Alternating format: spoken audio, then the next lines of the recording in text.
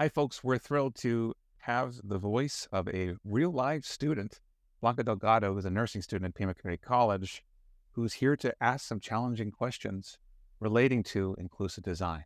Please take a listen.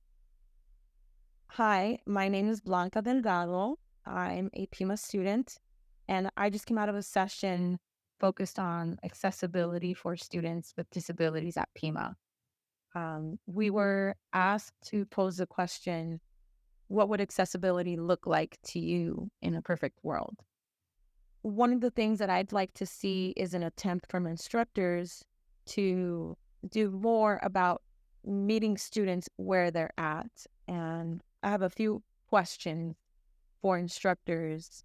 One is maybe during the first week of school, um, what do you do to get to know your student? Um, how are you getting to know their needs and maybe how they self-accommodate to understand information that's being presented? What have they done in the past that works for them? And what is it that they do to be successful in your class? My second question is, how do you know that you're meeting your students where they're at?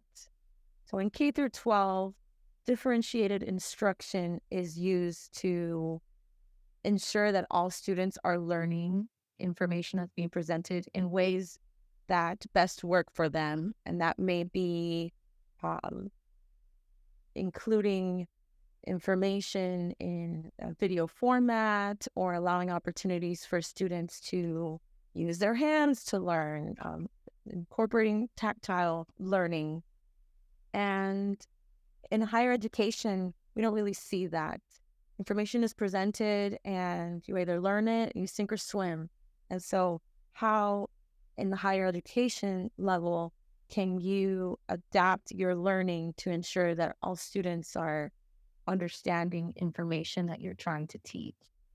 And my third question is, what have you tried that works? And what have you tried that you know doesn't work for you? And how are you sharing this information with your fellow faculty peers? Because I think that we can all learn from each other and become better instructors.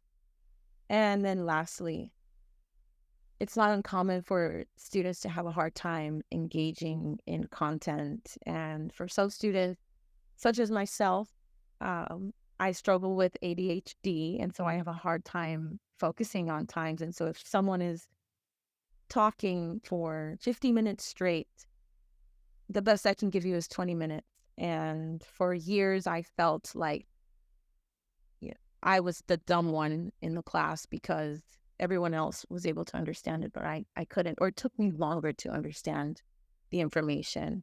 And so really it may not be that these students are, not engaged. It may be that they are non-neurotypical learners.